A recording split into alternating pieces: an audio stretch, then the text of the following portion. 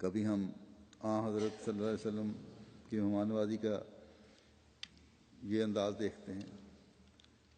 کہ ایک یہودی جو بستر گندہ کر کے چلا جاتا ہے تو آپ خود اس کی صفائی کر رہے ہیں، اور صحابہ کے کہنے پر کہ اے ہمارے پیارے، ہمارے ماں باپ پر فدا ہوں، ہمیں یہ کام کرنے دیں. اب کہتے نہیں، یہ مہمان میرا تھا، میں کر رہا ہوں،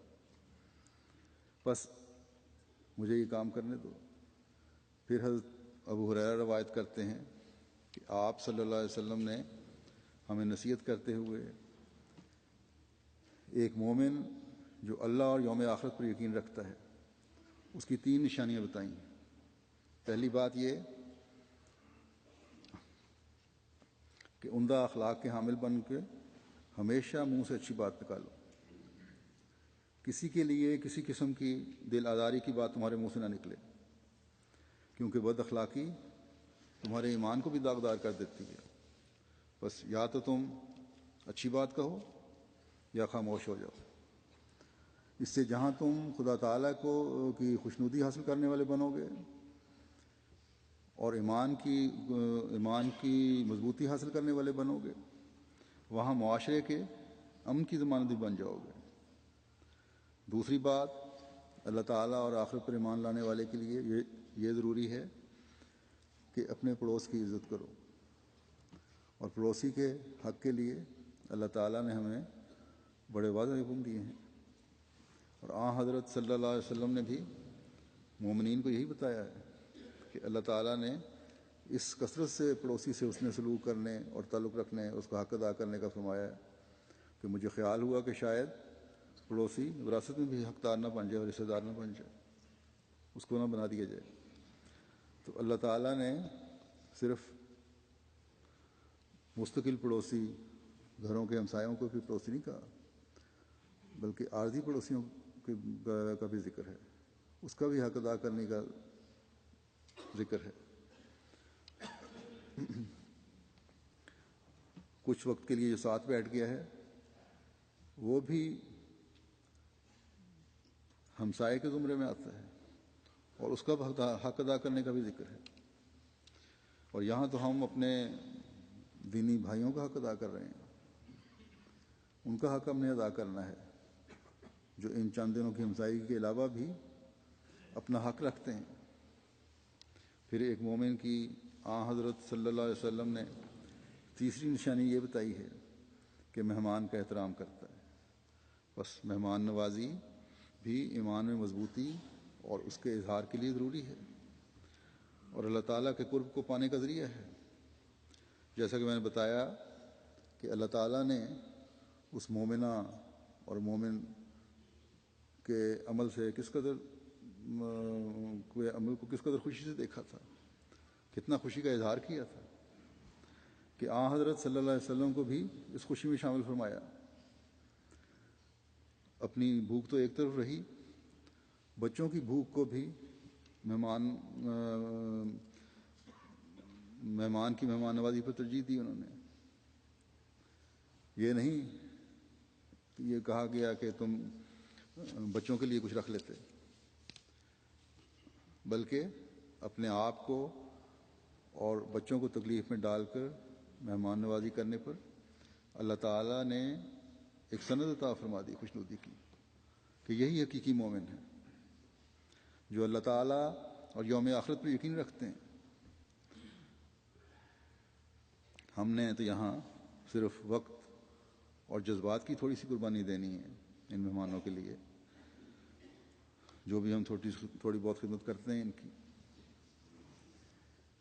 یہی اصول حضرت صلی اللہ علیہ وسلم کے غلام صادق اور عاشق صادق نے آپ صلی اللہ علیہ وسلم کی محبت اور پیروی میں اپنایا تھا کہ خدا تعالیٰ کی محبت کو سب سے بڑھ کر حاصل کرنے والے بنے ہیں، اللہ تعالیٰ کی محبت کو اس پیروی کی وجہ سے. اور حضرت مسیح موعود علیہ السلام کی مہمان نوازی کوئی عارضی اور وقتی اور چند لوگوں کی مہمان نوازی نہیں تھی، بلکہ کثرت سے اور مستقل مہمان نوازی تھی،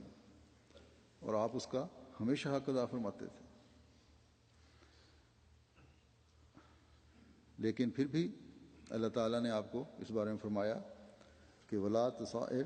لخلق اللہ ولا تسم من الناس، کہ اور جو لوگ تیرے پاس آئیں گے تو یہ چاہیے کہ ان سے بدخلقی سے نہ کر اور ان کی کثرت کو دیکھ کر تھک نہ جانا، باوجود اس کے کہ آپ مہمان نوازی کی انتہا کرتے تھے، اور ابتدا میں ہی اللہ تعالیٰ نے آپ کو لوگوں کے آنے کی خبر دے دی تھی۔ بار بار جو اس طرف اللہ تعالیٰ نے توجہ دلائی ہے آپ کو الہام کر کے، مختلف موقعوں پر اس کا ذکر ہے، وہ اس لیے بھی ہے کہ یہ کثرت تو اب بڑھتی جانی ہے، اس لیے آپ کے بعد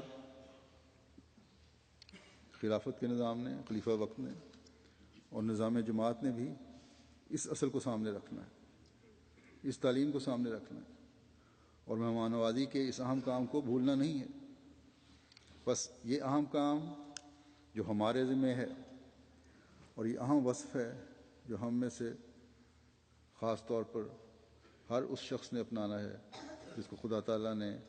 مہمانوں کی خدمت کی توفیق دی ہے، یا جو اپنے آپ کو مہمانوں کی خدمت کے لیے پیش کرتا ہے۔ حضرت مسیح موعود علیہ الصلوۃ والسلام کے مہمان نوازی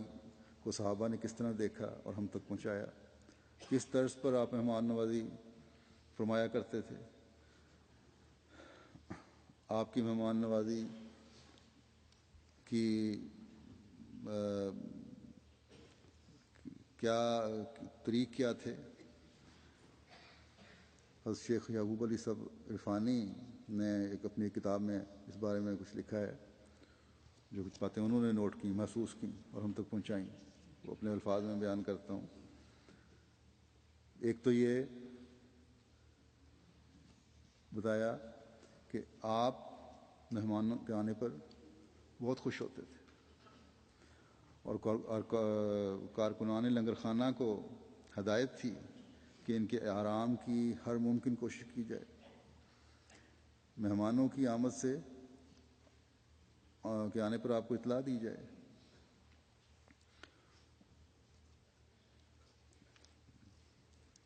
ان مہمانوں کے علاقوں کے لحاظ سے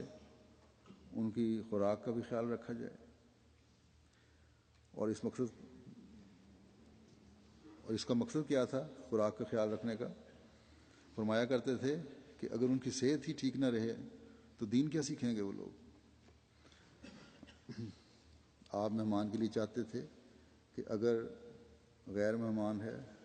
تو اس کو زیادہ دن روک کر احمدیت یعنی حقیقی اسلام کا پیغام پہنچایا جائے۔ پھر یہ کہ مہمان سے تکلف کا برتاؤ نہیں ہوتا تھا۔ فرمایا کرتے تھے کہ مہمان بھی بے تکلفی سے اپنی ضروریات کا اظہار کر دیا کریں، اور اس بے تکلفی میں بھی مہمان کی عزت اور تکریم کا پورا خیال رکھا جاتا تھا، اور یہ ہدایت فرماتے تھے خدام کو۔ پھر آپ کی یہ خصوصیت تھی کہ مہمانوں کے آرام کے لیے ہر قسم کی قربانی فرماتے تھے۔ حضرت مولوی عبد الکریم صاحب اپنا واقعہ بیان کرتے ہیں کہ حضور علیہ السلام کے گھر کے لوگ لدھیانہ گئے ہوئے تھے، جون کا مہینہ تھا، اور جون کا مہینہ پنجاب میں بڑا سخت گرمی کا مہینہ ہوتا ہے۔ اس وقت ایک مکان نیا بنا تھا، اس مکان کا ایک حصہ، تو وہاں ایک چارپائی مولوی صاحب کہتے ہیں کہ پڑی ہوئی تھی، اور نیا مکان بنا ہوا تھا، اس میں موسم بھی ذرا بہتر ہوتا ہے نسبتاً، کیونکہ پانی وغیرہ کے استعمال کی وجہ سے، نئی اینٹوں کی وجہ سے اس میں کچھ نہ کچھ ٹھنڈک ہوتی ہے۔ جن لوگوں کو یہ سہولتیں یہاں میسر ہیں اور موسم بھی اچھا ہے، ان کو وہ اندازہ نہیں ہو سکتا، لیکن وہاں کے رہنے والے جو ہیں، پرانے لوگ جو آئے ہوئے ہیں، وہ صحیح اندازہ کر سکتے ہیں کہ گرمیوں میں نیا بنا ہوا مکان کتنا آرام دہ لگتا ہے۔ تو بہرحال مولوی صاحب فرماتے ہیں کہ وہاں چارپائی بچھی ہوئی تھی، میں بھی اس پر لیٹ گیا۔ اس وقت حضرت مسیح موعود علیہ الصلوۃ والسلام ٹہل رہے تھے، تو مولوی صاحب کہتے ہیں کہ تھوڑی دیر بعد